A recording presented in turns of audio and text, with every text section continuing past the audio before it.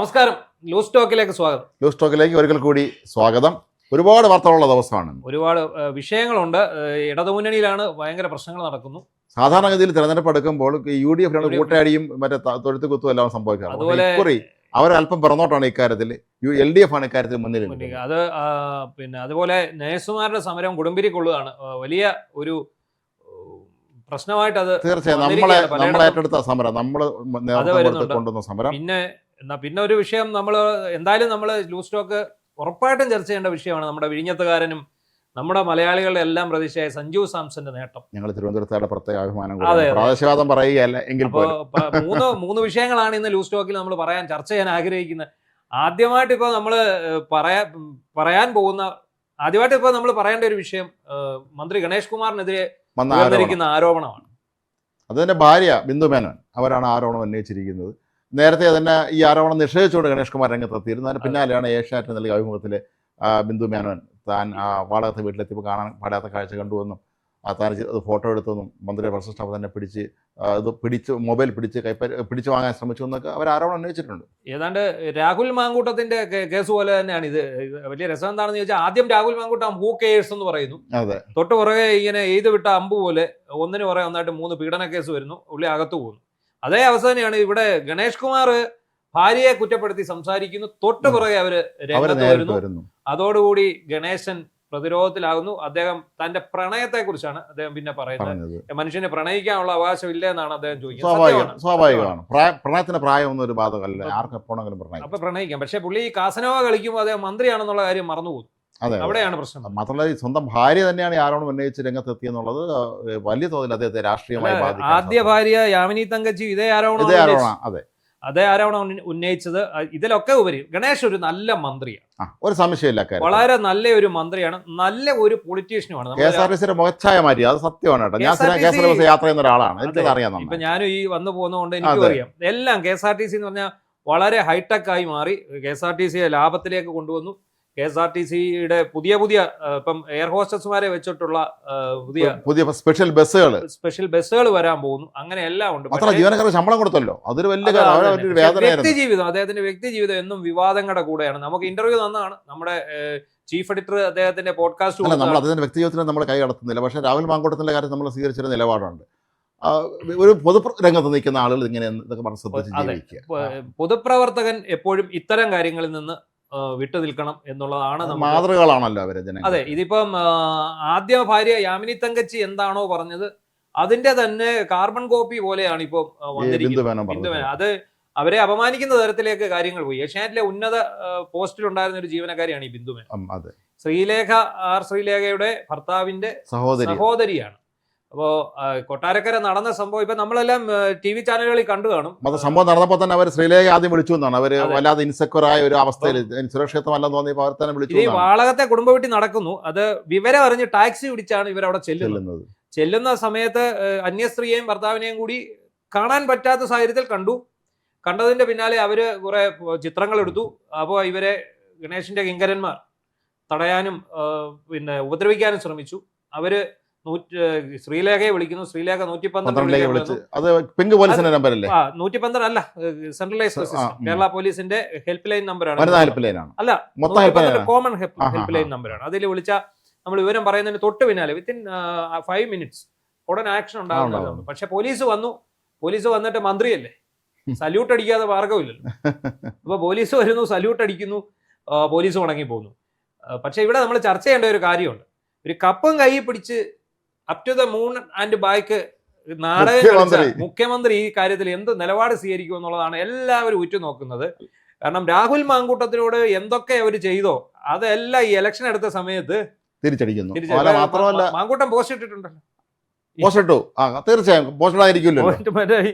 ഇപ്പോഴേ ഇങ്ങനെ ഇത് ചെയ്താലോ ഗണേശ മന്ത്രി എന്നും പറഞ്ഞ് ഒരു പോസ്റ്റ് ഇട്ടിട്ടുണ്ട് രാഹുൽ മാങ്കൂട്ടം. അല്ല, മാത്രമല്ല നമ്മൾ ഒരു ശ്രദ്ധിക്കുക, ഇന്ന് നമ്മളെ ഇടതുപക്ഷ സാംസ്കാരിക നായികമാരും മാറൊക്കെയല്ല ഈ രാഹുൽ മാങ്കൂട്ടത്തിന്റെ കൊല്ലണമെന്ന് ആഹ്വാനം ചെയ്തുകൊണ്ടിരുന്ന വനിതാ നേതാക്കളെന്ന് നമ്മൾ കാണുകയില്ല.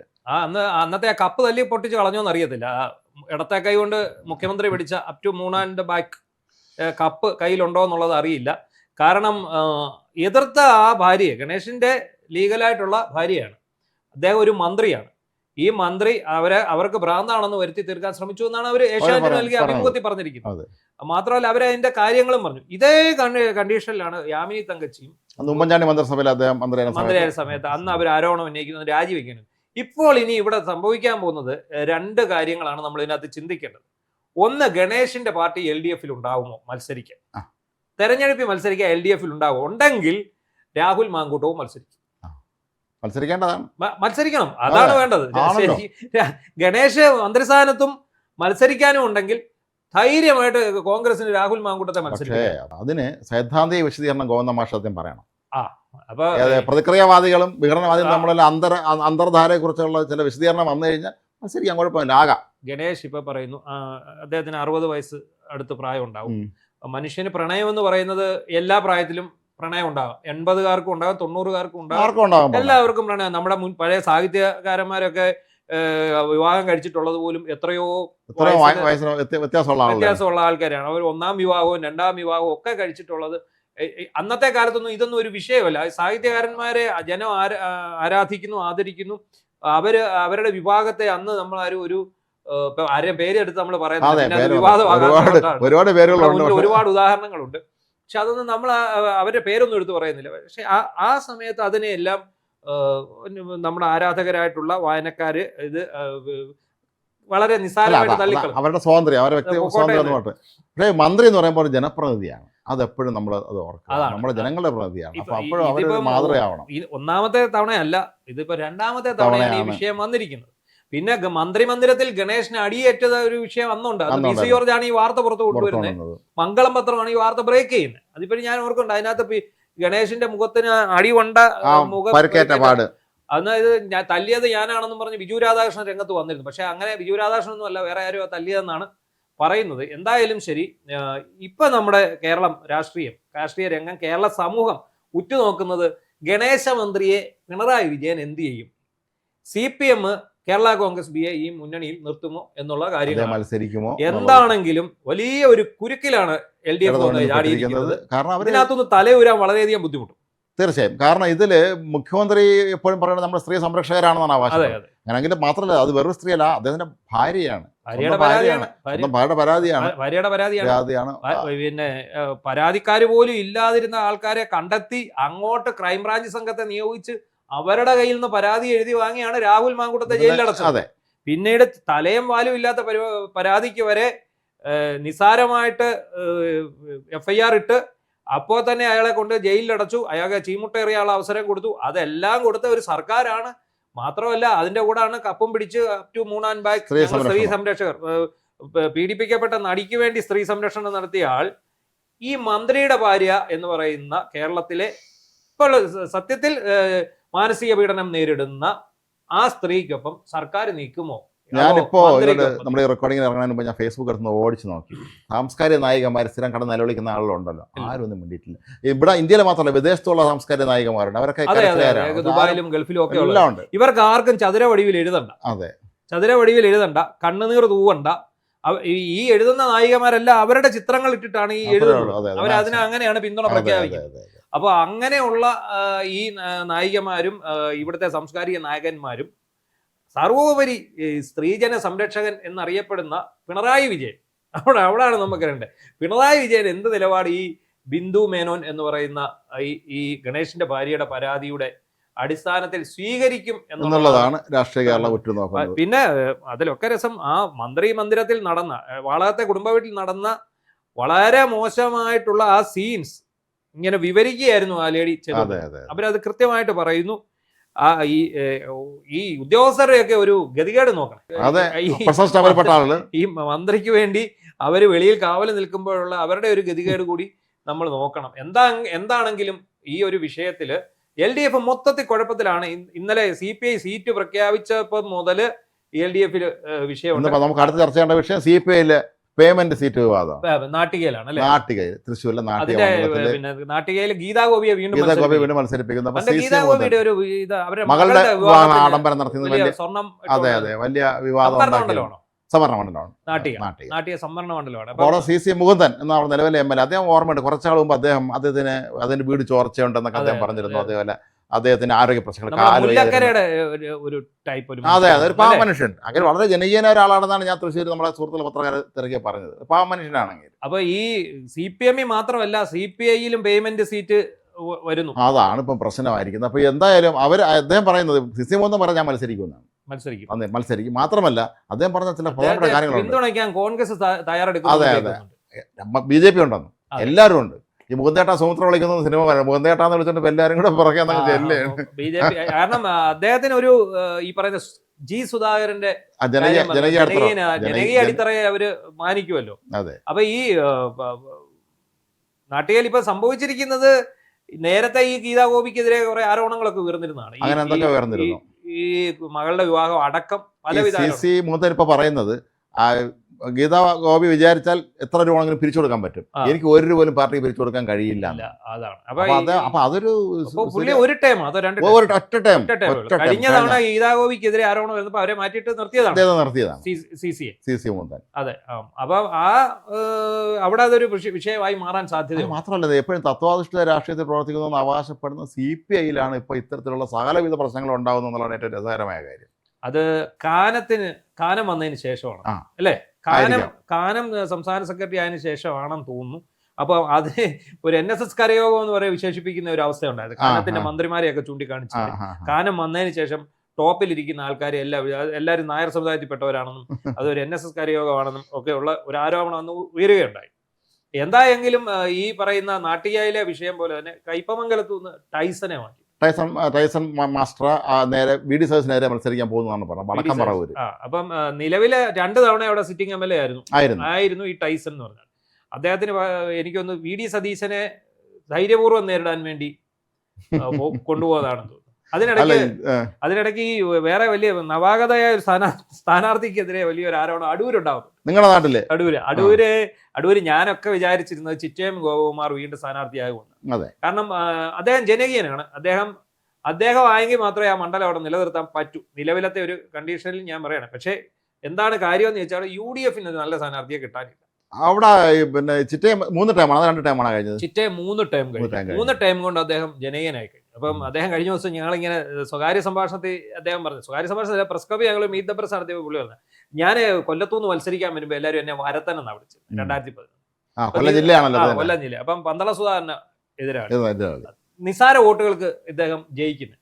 അപ്പൊ തീർച്ചയായും 2016 ആകുമ്പോഴേക്കും ചിറ്റയത്തിന് കഴിഞ്ഞ തവണ നിസാര വോട്ടിന് ജയിച്ചാൽ എനിക്ക് അടുത്ത ഇത് വരുമ്പോ ചിലപ്പോൾ തോറ്റു പോകാൻ സാധ്യത. ഇപ്പൊ KK ഷാജു അന്ന് ഗൗരിയമ്മയുടെ കയ്യിൽ JSS വന്ന് ഇപ്പൊ CPM-ലാണ്, കോൺഗ്രസ് വന്നു. അവിടെ മത്സരിച്ച 25,000 വോട്ടിനാണ് അന്ന് ചിറ്റയം ജയിക്കുന്നത്. അതിനുശേഷമാണ് ഈ 2021 ആണ് അദ്ദേഹം ശരിക്കും ഒരു ഫൈറ്റ് അവിടെ നടക്കുക.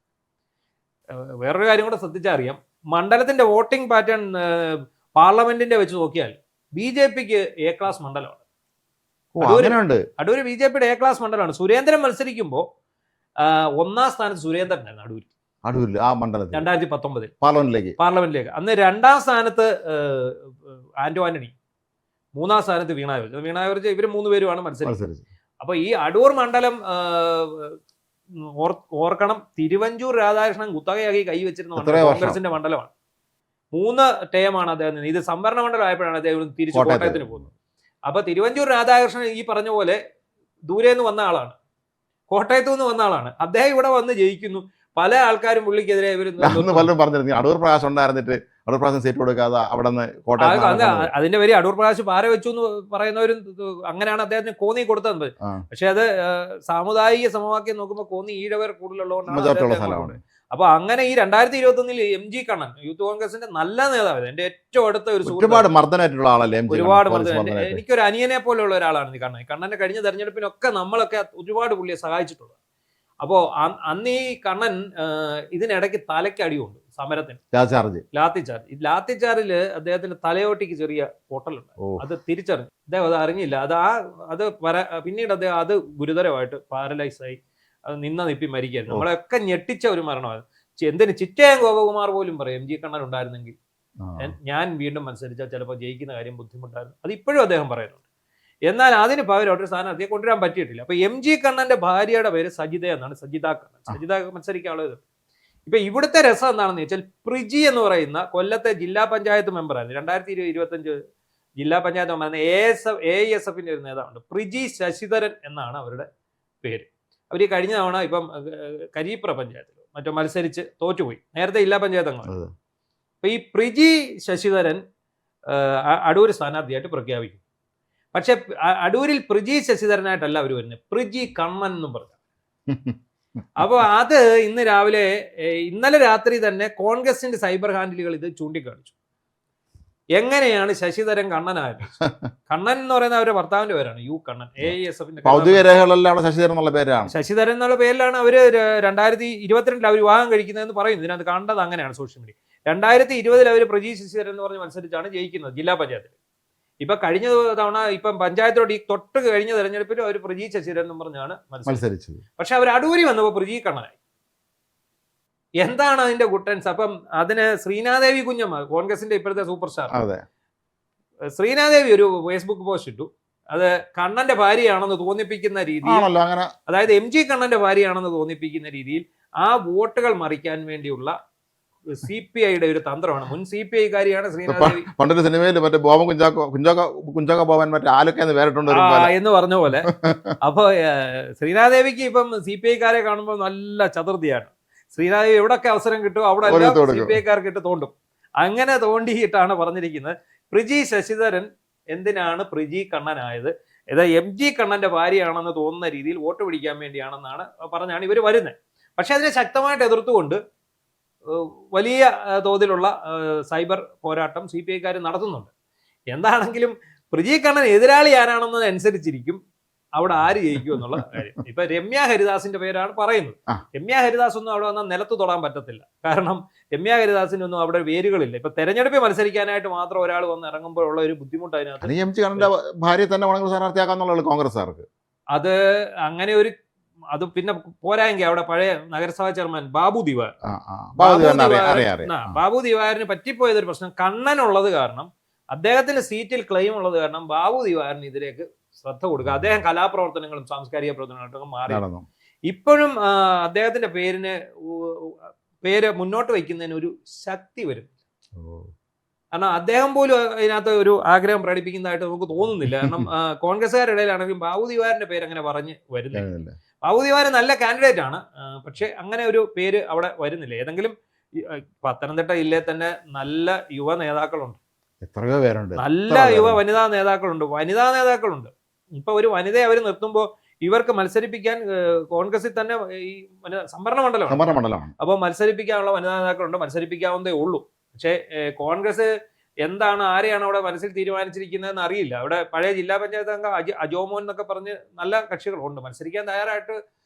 ശരിക്കും പറഞ്ഞാൽ അവിടെ തന്നെ യുവ നേതാക്കളുണ്ട്, അവരെ വേണമെങ്കിൽ മത്സരിപ്പിക്കാം. യൂത്ത് കോൺഗ്രസിന്റെ ഒരു പ്രാതിനിധ്യമോ ഇപ്പൊ യൂത്ത് കോൺഗ്രസിന് പ്രാതിനിധ്യം ഇല്ലെന്നാണല്ലോ പറയുന്നത്. അപ്പൊ യൂത്ത് കോൺഗ്രസിന്റെ പ്രാതിനിധ്യവും എന്തായെങ്കിലും ഈ പ്രിജി കണ്ണൻ വന്നിറങ്ങിയത് വിവാദത്തിന്റെ നടുവിലോട്ടാണ്. ഇപ്പൊ ഒറ്റ ദിവസത്തെ വിവാദം കൊണ്ട് അടൂരിലെ സ്ഥാനാർത്ഥി LDF സ്ഥാനാർത്ഥി ജനഹൃദയങ്ങളിൽ സ്ഥാനം പിടിച്ചു. ആ സ്ഥാനം പിടിച്ചു കഴിഞ്ഞു. ഇനി ഇതേ ചൊല്ലിയുള്ള വിവാദങ്ങളും പരാമർശങ്ങളും ഒക്കെയാണ് നടക്കുന്നത്. കേസുകളൂടെ വരാൻ സാധ്യത. നിയമസഭാ തെരഞ്ഞെടുപ്പ് വളരെ രസകരമായിരിക്കും. അതാണ് ഇപ്പൊ നമുക്കിപ്പോ നമ്മൾ പറഞ്ഞ നാട്ടിയ അമ്പലപ്പുഴ സുധാകരൻ വരാനുണ്ട്. ഇതിനിടയ്ക്ക് പത്തനാപുരം CPM ഏറ്റെടുക്കേണ്ടി വരുമോ എന്നുള്ളതാണ്. ജ്യോതികുമാർ ചാമക്കാലയുടെയൊക്കെ മനസ്സിൽ ലഡു പൊട്ടിയിട്ടുണ്ടെന്നാണ് തോന്നുന്നത്. കാരണം വേറൊരു കാര്യം പറയാം, ഗണേഷ് സ്വതന്ത്രനായിട്ട് നിന്നാൽ പോലും അവിടെ ജയിക്കും. പെണ്ണ് കേസ് ഉണ്ടെങ്കിൽ പോലും ഇപ്പം നമ്മൾ പറയുന്നല്ലോ, രാഹുൽ മാങ്കൂട്ട സ്വതന്ത്രനായിട്ട് മത്സരിച്ച് ജയിക്കുമെന്ന് നമ്മൾ പറയുന്ന പോലെ തന്നെ ഗണേഷ് സ്വതന്ത്രനായിട്ട് മത്സരിച്ചാൽ ആളെ ജയിക്കാനുള്ള. ഇന്നത്തെ കാലത്ത് ആളുകൾ ചിന്തിക്കുന്നത് ഈ മണ്ഡലത്തിനോട് ഇയാൾക്ക് എന്ത് ചെയ്യാൻ കഴിയുന്നതാണ്. അല്ലെ എത്ര തത്വാധിഷ്ഠവും രാഷ്ട്രീയവും ആദർശം പറഞ്ഞ കാര്യമല്ല. മണ്ഡലത്തിൽ വല്ലതും ചെയ്യുന്നവരെ മാത്രമേ ആളിന് ജയിപ്പിക്കുള്ളൂ. അത് ആ മറ്റേ പഴയ കാലമൊക്കെ കഴിഞ്ഞു പോയിരിക്കും. ഈ കൊടുത്താ കൊല്ലത്തും കിട്ടുമെന്ന് പറയുന്ന ഒരു അവസ്ഥയിലായി പോയി LDF. അതെ, രാഹുൽ മാങ്കൂട്ടത്തെ വിമർശിച്ച ആളാണ് ആര്? ഗണേഷ് കുമാർ. രാഹുൽ മാങ്കൂട്ടം ഒന്നും അല്ലെങ്കിൽ അവിവാഹിതനാണെന്ന് പറയാം. ഇത് 2 തവണ വിവാഹം കഴിച്ച ആളാണ് ഗണേഷ് കുമാർ. സ്വന്തം ഭാര്യ തന്നെ ഇത് മുക്കുകയാണ്. അപ്പോ ഇനിയിപ്പോ മുന്നോട്ടുള്ള ഈ പെണ്ണ് കേസ് ഒരു നേരത്തെ CPMന്റെ അല്ലെ LDFന്റെ കുത്തകയായിരുന്നെങ്കിൽ ഇതിപ്പം UDFും രണ്ടു കൂട്ടരും ഈ ആരോപണങ്ങൾ കൊണ്ട് പ്രതിരോധിക്കും. ഇത് ഇവര് തമ്മിൽ അങ്ങോട്ടും ഇങ്ങോട്ടും ഇത് വെച്ചായിരിക്കും പ്രതിരോധിക്കും. നമുക്കിനിയിപ്പോ തന്ത്രപ്രധാനമായ അല്ലെ ഏറ്റവും ഇന്നത്തെ പ്രധാനപ്പെട്ട ഒരു വാർത്തയിലൊക്കെ ഉണ്ടായി. നേഴ്സുമാരുടെ സമരം വളരെ നമ്മൾ പറയേണ്ടത് ആദ്യം. പിന്നെ ഈ മന്ത്രിയുടെ ഇത്രയും വലിയൊരു സംഭവം വാർത്തകളിൽ നിറഞ്ഞു നിൽക്കുമ്പോൾ അതിലെ പരാമർശിക്കാൻ പോകുന്നത് ശരിയല്ലെന്ന് കണ്ടാണ് അതിലേക്ക് തുടങ്ങിയത്. നേഴ്സുമാരുടെ സമരം വലിയ അതിശക്തമായ തോതിലാണ് സമരം നടക്കുന്നത് കേട്ടോ. ഗംഭീര സമരമാണ് ശരിക്കും പറഞ്ഞാൽ. അവരുടെ സർവ്വശക്തി ഉപയോഗിച്ച് അവർ പോരാടുകയാണ്. ഈ ബേബി മെമ്മോറിയലിലാണെന്ന് തോന്നുന്നു അവിടെ എന്തോ പരിശീലന ട്രെയിനിങ് എങ്ങാണ്ട് ആണെന്ന് പറഞ്ഞ ആളുടെ നേഴ്സുമാരെ വിളിച്ചു. ബേബി മെമ്മോറിയൽ ഏതോ ആഗോള ഭീമൻ എടുത്തു.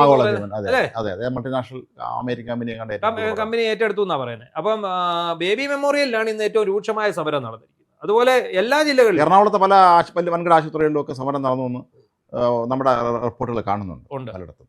ഈ ബേബി മെമ്മോറിയൽ എന്താ സംഭവിച്ചിരിക്കുന്നത്? അല്ല, അവിടെ ഈ പരിശീലനത്തിന്റെ എങ്ങാണ്ട് പേരിൽ വിളിച്ചു വരുത്തിയിട്ട് പിന്നെ അവർ ഭീഷണിപ്പെടുത്തുന്ന ഒന്നും തൊഴിലാന്നൊക്കെ പറഞ്ഞു കുറെ ദൃശ്യങ്ങളുണ്ട്. ഈ ആശുപത്രി ആണെന്ന് തോന്നി ജീവനക്കാരെ ഭീഷണിപ്പെടുത്തുന്ന. ഇത് തന്നെ കോട്ടയത്തും സംഭവിച്ചിട്ടുണ്ട്. കോട്ടയത്ത് എവിടെയൊക്കെ ഉണ്ട്. നമ്മുടെ റിപ്പോർട്ടേഴ്സ് ഗ്രൂപ്പിൽ ഇട്ടിരിക്കുന്നത് കണ്ടു. പക്ഷെ ചില ഹോസ്പിറ്റലുകാർ എഗ്രി ചെയ്തു, അവര് തയ്യാറാണെന്ന് പറയും. പത്തനംതിട്ട ജില്ലയിൽ വലിയ പ്രശ്നമില്ലെന്നാണ്. പുഷ്പഗിരി ആശുപത്രിയുടെ മുമ്പിലും കണ്ട ഒരു സമരം. അത്രേ ഉള്ളൂ. ഈ ബേബി മെമ്മോറിയൽ ബലപ്രയോഗം നടത്തിയെന്നാണ്. അത് ആ വിഷയം നമ്മൾ കണ്ടല്ലോ, ഇവർ അങ്ങോട്ട് കുന്തം നടക്കുന്ന. പിന്നെ അതേസമയം ഒരുപാട് ഹോസ്പിറ്റലുകൾ ഇവരുടെ എഗ്രിമെന്റ് അംഗീകരിക്കാൻ തയ്യാറാണല്ലോ. കാരണം ഇത് ന്യായമായ ആവശ്യമില്ല. അവർ 10 ലക്ഷം രൂപ ചോദിക്കുന്നില്ല. അപ്പം ഈ സർക്കാരിന്റെ അതിനിടയ്ക്ക് വേറൊരു രസമുണ്ട്. ലേബർ കോഡിനെ എതിർക്കുന്ന സർക്കാരാണ്. അപ്പൊ ലേബർ കോഡ് നടപ്പിലാക്കിക്കൊണ്ടാണ് ഇന്നലെ ഉത്തരവ് പുറപ്പെടുവിച്ചിരിക്കുന്നത്. അത് ഞാൻ ഇന്ന് ഏതോ ഒരു പത്രത്തിൽ അതിന്റെ തലക്കെട്ട് മാത്രമേ വായിച്ചുള്ളൂ. അതിലേക്ക് ഞാൻ വിശദമായിട്ട് വായിച്ച് കയറിയില്ല. അതുകൊണ്ട് എനിക്ക് അതിനെക്കുറിച്ച് ഡീറ്റെയിൽഡ് ആയിട്ട് അറിയില്ല. പക്ഷേ ഇപ്പൊ നമ്മുടെ രാജ്യത്ത് കഴിഞ്ഞ ദിവസം ദേശീയ പണിമുടക്ക് നടന്നത് എന്തിനു വേണ്ടിയാണ്? ലേബർ കോഡ് തൊഴിലാളി വിരുദ്ധമാണെന്ന് പറഞ്ഞിട്ടാണ്. കേരള സർക്കാർ ലേബർ കോഡ് നടപ്പിലാക്കത്തില്ല എന്ന് പറഞ്ഞു. തൊഴിൽ മന്ത്രിയാണ് പറഞ്ഞത്. കേരള സർക്കാർ ലേബർ കോഡ് പഠിച്ചതിന് ശേഷം ലേബർ കോഡ് വിജ്ഞാപനം ഇറങ്ങി. ആ വിജ്ഞാപനത്തിന്റെ അടിസ്ഥാനത്തിലുള്ള വിജ്ഞാപനമാണ് ഇപ്പൊ ഇന്നലെ ഈ ആശുപത്രിയിലെ നഴ്സുമാരുടെ കാര്യത്തിൽ വന്നിരിക്കുന്നത്. അപ്പൊ നടപ്പിലാക്കാൻ നിർബന്ധിതരാണ് സർക്കാർ, വേറെ വഴിയില്ല. ഇത് നടപ്പിലാക്കുമെങ്കിൽ പിന്നെ ഇത് മിണ്ടായിരുന്നു കൂടെ. പൗരത്വ ഭേദഗതി ഞങ്ങൾ നടപ്പിലാക്കി. ഏറ്റവും ആദ്യം കേരളത്തിലായിരിക്കും ഓരോന്നും. കേന്ദ്ര സർക്കാരും ഉണ്ട്. SIR ഒരു കാരണവശാൽ ഇത് സിനിമയിലൊക്കെ പറഞ്ഞ എന്റെ ശബത്തിൽ ചവിട്ടിയ നിങ്ങളെ പോത്തുള്ളെന്ന് പറയുന്ന പോലെയാണ്. SIR ആദ്യം നടപ്പിലാക്കിയ സർക്കാരുകളിൽ ഒന്ന് കേരള സർക്കാർ. ഒന്ന് പറഞ്ഞോട്ട് ചിന്തിച്ചു നോക്ക്. നെടുമ്പാശ്ശേരി മാർത്താത്തിൽ വിമാനം ഇറക്കുകയാണെങ്കിൽ എന്നെ നെഞ്ചിക്കൂടെ കയറ്റി ഇറക്കുമെന്ന് പറഞ്ഞ എസ് ശർമ്മ അവസാനം ആ സിയാലിന്റെ ഡയറക്ടറോട് മുമ്പായിരുന്നു. അതാണ് ഇത്. ഇത്ര ഉളുപ്പില്ലാതെ ഓരോ കാര്യത്തിന്റെ ഭരണത്തിരിക്കുമ്പോൾ ഒരു ന്യായവും പ്രതിപക്ഷത്തിരിക്കുമ്പോൾ വേറെ ന്യായവും. പ്രിഡിഗ്രി ബോർഡിന് നമ്മൾ പറയാറുണ്ട്, പ്രിഡിഗ്രി ബോർഡിന്റെ സമരം ചെയ്യും. ഞങ്ങളൊക്കെ അന്ന് അനുഭവിച്ചവരാണ്. അതിനുശേഷം പിന്നീട് +2 അവർ ഭംഗിയായിട്ട് കൊണ്ടു. ഒരു വിളനില സമരം ഓർക്കുന്നു. അത് എന്റെ സാറായിരുന്നു, എന്റെ അധ്യാപകനായിരുന്നു. വിളനില സമരം നടക്കുമ്പോൾ ചേട്ടൻ കോളേജ് പഠിക്കല്ലേ? അല്ല, കാര്യമായിട്ട് പഠിക്കണം. എന്റെ HOD ആയിരുന്നപ്പോഴാണ് സാർ VC ആയിട്ട് പോയത്. അതെ. ഈ വിളനില സമരം എങ്ങനെ തീർന്നതെന്ന് അറിയത്തില്ല. അതറിയാം. DYFI നേതാവിനെ കോപ്പി അടിച്ച് പിടിച്ചു. പേര് ഞാൻ മറന്നു, ആരാണെന്ന്. ഏതോ ഒരു SFI നേതാവിനെ കോപ്പി അടിച്ചു പിടിച്ചതിന് ശേഷം അതിന്റെ ഭാഗമായിട്ട് ഒത്തുതീർപ്പിന്റെ ഭാഗമായിട്ടാണ് വിളനില സമരം. മാത്രമല്ല തീർന്നു. രസകരമായ കാര്യം, സമരം കഴിഞ്ഞ് സാർ വീണ്ടും VC ആയിട്ട് ചുമതലയേറ്റ് പോയിക്കൊണ്ടിരിക്കുമ്പോൾ AKG സെന്ററിൽ നടന്ന CPM നടത്തിയ ഒരു അന്താരാഷ്ട്ര സെമിനാറിൽ വിളനില സാറെ പ്രസംഗിക്കാൻ വിളിക്കുന്നു. വിളനിലത്തിന് യോഗ്യതയില്ലെന്ന് പറഞ്ഞായിരുന്നു. PhD ഡോക്ടറേറ്റുമായി ബന്ധപ്പെട്ട വിഷയമായിരുന്നു. അപ്പോ സാർ പ്രസംഗിക്കാൻ പോയപ്പോൾ അന്നവിടെ സ്വാഗതം പറഞ്ഞ CPMന്റെ പ്രമുഖനായ നേതാവ് പറഞ്ഞത്, ആ മാധ്യമരംഗത്ത് അന്താരാഷ്ട്ര തലത്തിൽ തന്നെ അറിയപ്പെടുന്ന മഹാനായ മാധ്യമ വിദഗ്ധനാണ് ഡോക്ടർ വിളനില പറഞ്ഞു പ്രസംഗിച്ചു. അതാണ്. അപ്പൊ ആ ഒരു അവസ്ഥയിലാണ്. ഇതിനിടയ്ക്ക് സർക്കാർ കൊണ്ട് നടപ്പിലാക്കിയത് ആരും അറിയാതെ ലേബർ കോഡ് നടപ്പിലാക്കി അത് വെച്ചിട്ടാണ് വിജ്ഞാപനം പുറപ്പെടുവിച്ചിരിക്കുന്നത്. തൊഴിൽ വിജ്ഞാപനം ഇപ്പൊ പുറപ്പെടുവിച്ചിരിക്കുന്നത്. എന്താണെങ്കിലും നേഴ്സുമാരുടെ സമരം നമ്മുടെ രോഗികൾക്ക് ഭയങ്കര പ്രശ്നങ്ങൾ ഉണ്ടാക്കും. എങ്കിൽ പോലും അവർ മനുഷ്യരാണല്ലോ. പിന്തുണ കൊടുക്കണം. അവർ ചെയ്യുന്ന ജോലി എന്ന് പറയുന്നത് നമുക്ക് ഭയങ്കരമാണ്. നമ്മുടെ സങ്കല്പത്തിനപ്പുറം ഓരോ നേഴ്സ്. നമ്മളവരോട് ബന്ധുക്കളും വേണ്ട സുഹൃത്തുക്കളൊക്കെ ഉള്ള നേഴ്സുമാരുണ്ട്. അവർക്ക് അവരുടെ ജീവിതങ്ങൾ നമുക്ക് മനസ്സിലാവും. നേരത്തെ മുമ്പൊരിക്കൽ വിശാല ചർച്ച പറഞ്ഞാൽ ഉറങ്ങാൻ പറ്റുന്നില്ല. ഉറങ്ങാൻ പോലും പറ്റാത്ത ജോലി ചെയ്യുന്ന, ഒരുപാട് സ്ട്രെസ് അനുഭവിക്കുന്ന, അല്ലെങ്കിൽ ഇന്ന് പ്രശ്നം വന്നാൽ ഡോക്ടർമാർ ഇവർ തലയ്ക്ക് കുറ്റം ചാർത്തുന്ന, ഇടയ്ക്ക് കണ്ടില്ല വയറ്റിലേക്ക് അത്രയും അവരുടെ കുറ്റം അവസാനം. ഈ ശമ്പള വർധനവ്, നേഴ്സുമാരുടെ ശമ്പള വർധനവ് എന്ന് പറയുന്ന ആവശ്യം വളരെ ന്യായമാണ്. അത് ഈ പറയുന്ന 24,000 സംതിങ് വെച്ചിട്ടാണെന്ന് തോന്നുന്നു ഇപ്പം ലേബർ കോഡിൽ സർക്കാർ ഇപ്പൊ അത് വിജ്ഞാപനം ഇറക്കിയിട്ടുള്ളത്. അതൊക്കെ അവരെ അവഹേളിക്കുന്നതിന് തുല്യമാണ്.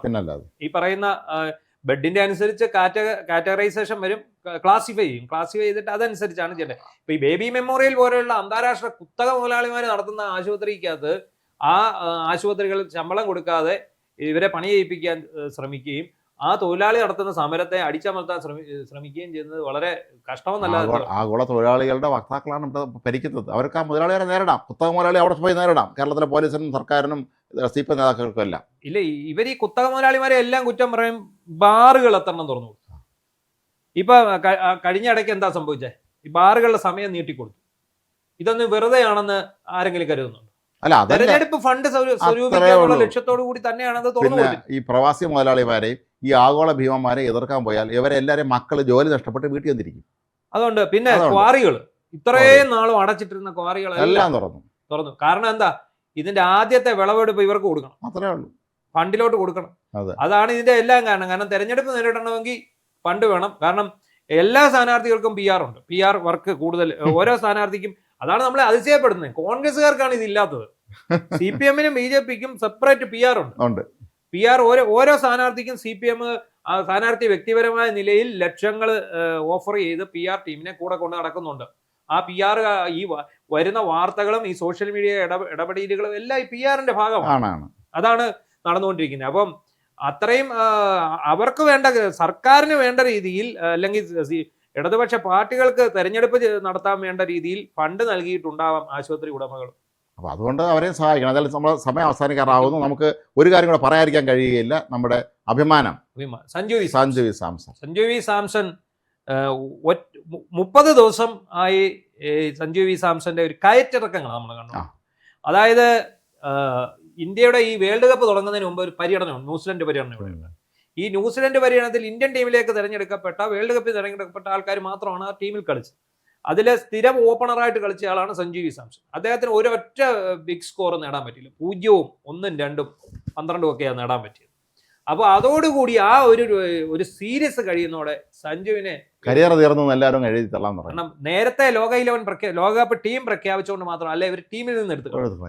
അപ്പോൾ അത് കഴിഞ്ഞിട്ട് വരുമ്പോൾ നമ്മൾ ചിന്തിക്കേണ്ട കാര്യം, 2 വാമപ്പ് മാച്ച് ഉണ്ടായിരുന്നു ഈ ലോകകപ്പിന് മുന്നോടിയായിട്ട്.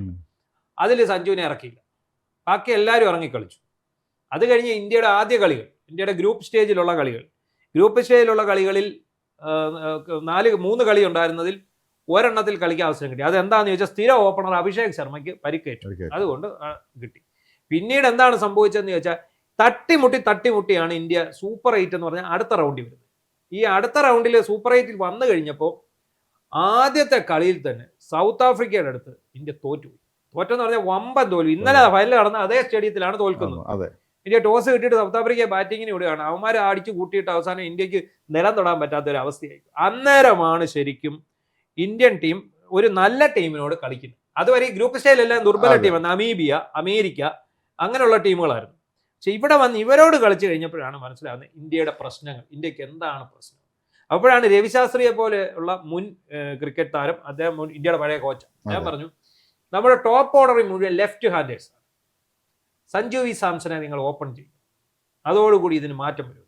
അങ്ങനെ അടുത്ത കളിയിൽ സഞ്ജുവിനെ ഓപ്പൺ ചെയ്യും. അത് സിംബാബ്വേക്കെതിരെ 24 റൺസേ പുള്ളി എടുത്തുള്ളൂ. പക്ഷെ അപ്പോഴത്തേക്ക് ആ ഒരു തുടക്കത്തിനൊരു മാറ്റം. പിന്നെ ഇന്ത്യ കളിച്ച കളിയല്ലേ 250 റൺസ്, 200 റൺസിന് മേളിലടിച്ചു. അപ്പോൾ ആ ഇംഗ്ലണ്ടിനെതിരെ 254 അടിച്ചു, ഇന്നലെ 250.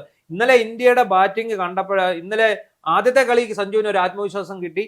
അതോടുകൂടി അയാളെ അഴിച്ചുവിട്ട ഒരു കുതിര പോലെ, ഒരു രാജസൂയം, എന്താ പറയുക, രാജസൂയം, പുള്ളിയുടെ കുതിര ഇങ്ങനെ പാഞ്ഞു പോവുകയാണ്. അശ്വമേധം പുള്ളി നടത്തി. ആ അശ്വമേധം നടത്തിയവിടെ ഒറ്റ കാര്യമുണ്ട്, കളി തീർന്നു, ഇന്ത്യ കപ്പെടുത്തു. ഏകപക്ഷീയമാണ് ഫൈനൽ. ഇന്നലത്തെ ഫൈനൽ എന്ന് പറഞ്ഞാൽ വെറും ബോറും കളിയായിരുന്നു. ഫൈനൽ ആയിരുന്നു എന്ന് മാത്രമേ ഉള്ളൂ. ഇന്ത്യയുടെ ബാറ്റിംഗ് മാത്രം കൊള്ളാം, ബാക്കി ഏകപക്ഷീയമായി, വെറും ബോറൻ കളി. കാരണം ഏകപക്ഷീയമായി, ഇപ്പൊ തീർത്തും ഏകപക്ഷീയം. ആദ്യത്തെ ഇന്ത്യ ബൗൾ ചെയ്യാൻ തുടങ്ങി ആദ്യത്തെ 5 ഓവറിൽ തന്നെ കാര്യം കഴിഞ്ഞു. അപ്പോൾ എന്താ സംഭവിച്ചതെന്ന് വെച്ചാൽ ഇതുകൊണ്ട് നേട്ടം ഉണ്ടായത് സഞ്ജുവിനാണ്. സഞ്ജു ഇന്ത്യയുടെ അടുത്ത ക്യാപ്റ്റൻ ആകാൻ പോകും, ഇന്ത്യൻ ടീമിന്റെ അടുത്ത ക്യാപ്റ്റൻ. ഇപ്പൊ സൂര്യകുമാർ യാദവ് എന്ന ക്യാപ്റ്റൻ ഇപ്പോൾ ഒഴിയുമ്പോൾ ഇന്ത്യൻ T20 ടീമിന്റെ ക്യാപ്റ്റൻ ആകാൻ പോകുന്നത് സഞ്ജു വി സാംസൺ. അതിനൊപ്പം അങ്ങേരുടെ ബ്രാൻഡ് ആഗോള ബ്രാൻഡായി, അന്താരാഷ്ട്ര ബ്രാൻഡ്, ആഗോള ബ്രാൻഡ്. അതായത് CR7 പോലെ, ക്രിസ്ത്യാനോ റൊണാൾഡോയൊക്കെ ഫുട്ബോളിൽ പോലെ ഇന്ത്യയുടെ ഒരു വലിയ ബ്രാൻഡായി സഞ്ജു നമുക്കതിൽ അഭിമാനിക്കാം. കാരണം നമ്മുടെ വിഴിഞ്ഞത്തുകാരനാണ് അദ്ദേഹത്തിന്. ഇപ്പം അതായത് നമ്മള് ഈ ക്രിക്കറ്റിലെ മഹാരഥന്മാരുടെ പേര് പറയുമ്പോൾ നമ്മൾ പറയുന്ന ഒന്ന് സച്ചിൻ തെണ്ടുൽക്കർ, ഒന്ന് കപിൽ ദേവ്, ഒന്ന് ഗാവസ്കർ, അത് കഴിഞ്ഞാൽ പിന്നെ പറയുന്ന ഒന്ന് വിരാട് കോഹ്ലി, രോഹിത് ശർമ്മ. ആ ഗണത്തിലേക്ക് പറയുന്ന ഒരു പേരായിട്ട് സഞ്ജുവിന്റെ പേര് വന്നു. ചുമ്മാ ഒന്നുമല്ല, ഇല്ലറ കളിയൊന്നുമല്ല, ഒരു കപ്പ എടുത്തു കൊടുത്തു. അപ്പോൾ ഏതായാലും അതൊരു നമുക്ക് എല്ലാ അഭിനന്ദനങ്ങളും നമ്മൾ അറിയിക്കണം. ഇന്നലെ ലൂസ് ടോക്ക് ഇല്ലായിരുന്നു, മൊത്തം രാത്രി വൈകിയാണല്ലോ കളി നടന്നത്. അപ്പോൾ ഏതായാലും നമ്മൾ സഞ്ജുവിനെ നമ്മളെ ഹൃദയം തുറന്ന് അഭിനന്ദിക്കുന്നു. നമ്മുടെ നാടിന്റെ, നമ്മുടെ കേരളത്തിന്റെ യശസ് വാനോളം ഉയർത്തി മാത്രമല്ല അയാൾ ഒരു ബ്രാൻഡായി.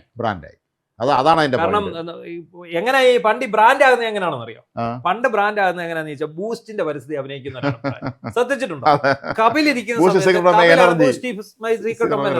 അത് നമ്മൾ ആ പതിയെ ഓർത്തണം. കപിലിന്റെ കാലം അങ്ങോട്ട് കഴിഞ്ഞപ്പോഴത്തേക്ക് Sachin Tendulkar, boost is the God of my. അതിനുശേഷം വരുന്നത് ആരാന്നറിയോ?